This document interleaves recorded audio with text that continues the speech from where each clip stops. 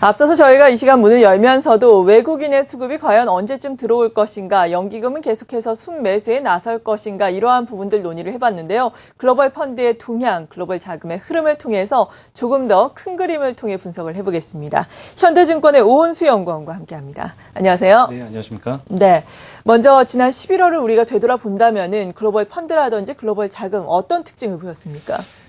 예, 일시적으로 그 재정 절벽이라든지 그 유럽의 그 은행 단일 기구에 대한 합의가 좀 지연이 되면서 불안감이 겹쳐졌고요. 그에 따라서 펀드 쪽에서 유출이 발생하기도 했습니다. 하지만 11월 마지막 주 들어서는 오히려 이제 유입폭, 순유입이 오히려 확대가 되면서 위험 자산에 대한 선호가 훨씬 더 강화되는 이런 모습이 나타나고 있는데요.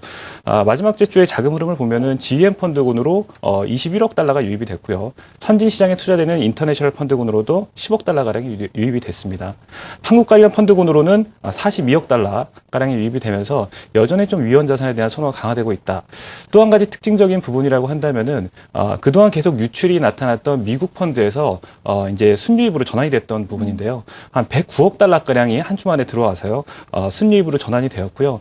이러한 부분들이 일단 미국의 재정 절벽이 완전히 해결된 것은 아니지만 연말을 앞두고 일부 그 펀드 플로우에서 기대감이 이미 반영되고 있는 것이 아닌가라는 생각이 듭니다. 네, 그러니까 재정 절벽 이슈 타결에 대한 기대감이 이러한 펀드의 동향에도 좀 반영이 되고 있다, 순유입되고 있다라고 말씀해 주셨습니다. 그리고 지난 시간에 또 이 시간에 출연을 하셔서 외국인은 아시아 주요 증시에 선택적인 위험 선호 현상을 보이고 있다라고 말씀해 주셨는데, 외국인의 시각에 그렇다면 변화가 발생을 하고 있는 것인지 궁금한데요. 예, 외국인들은 여전히 아시아 증시를 선호하고 있는데요. 예. 일단 증시에서만 놓고 본다면 11월 이후로 인도 증시에서 13억 달러 가량을 순매수했고요. 대만에서는 9억 달러, 그리고 태국에서도 7,500만 달러 가량을 이제 순매수를 했습니다. 이렇게 국가별로는 약간 차이가 있지만 우리가 이제 아시아 펀드군으로 놓고 봤을 때 12주 연속 자금이 순유입된 거고요. 이거는 6번째 최장 기록입니다. 그래서 아시아 국가에 대한 선호도는 여전히 좀 진행되고 있다라고 보시면 되겠습니다. 네, 아시아 국가에 대한 선호도는 진행이 되기 때문에 외국인의 매매 동향에 대해서도 그리 나쁘게 보지는 않으셔도 또 될 것 같습니다. 이와 반면에 또 국내 주식형 펀드에서는 자금이 계속해서 유출이 되고 있습니다. 이 투신권의 또 매수세를 위축시키는 요인이 될 텐데요. 이러한 부분에 대해서는 어떻게 평가를 하세요? 예, 일단 지수가 1,900포인트를 상회하면서 다시 이제 주식형 펀드에서 환매가 나오기 시작했는데요. 11월 28일 이후로 4거래일 동안 1,700억 원가량의 순환매가 나왔습니다. 비슷한 기간 동안 이제 그 주식시장에서는 투신권이 한 1,000억 원가량을 매도를 한 상황인데요.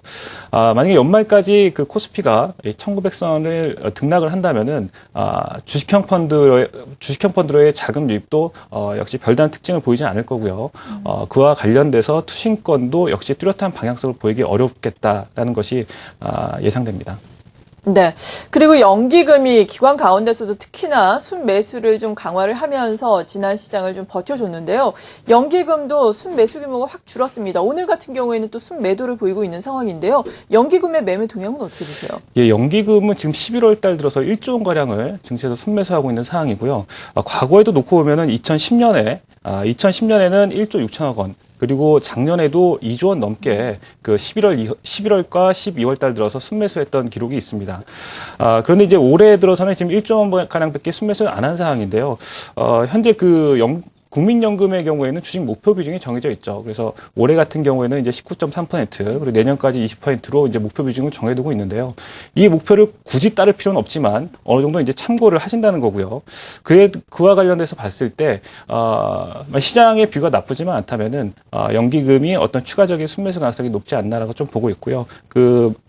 금액은 한 대략 1조 원 내외 정도가 되지 않을까 생각하고 있습니다. 네. 그렇다면 연말에 우리가 투자 전략을 세울 때도 외국인이나 뭐 전반적인 투신권을 비롯한 기관보다도 우리가 연기금의 매매 종목에 초점을 맞추면서 투자 전략을 세워야 되는 건가요?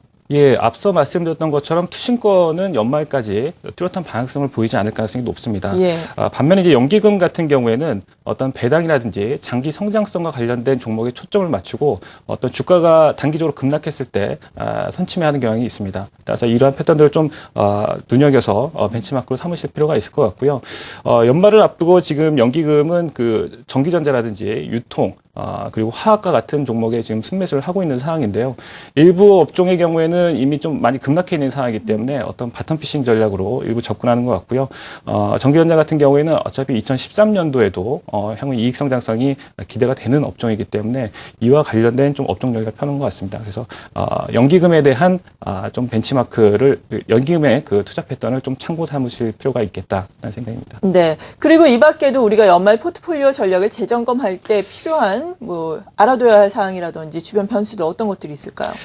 예, 일단 저희가 이제 최근에 그 연기금, 특히 대학 기금을 운용하는 글로벌 펀드들의 자금 동향을 보면은요, 예. 포트폴리오에서 주식에 대한 비중이 많이 낮춰져 있습니다. 이것이 바로 이제 공통적인 특징이라고 볼 수 있겠고요. 주식에 대한 비중을 낮추고 대신 인컴, 그러니까 대환영 자산에 대한 비중을 확대하고 있는 것이 어떤 그 기금 수익률을 높이는 하나의 전략이었다라고 보시면 될 것 같습니다. 2013년에도 비슷한 전략이 여전히 사용될 것으로 예상이 되고요.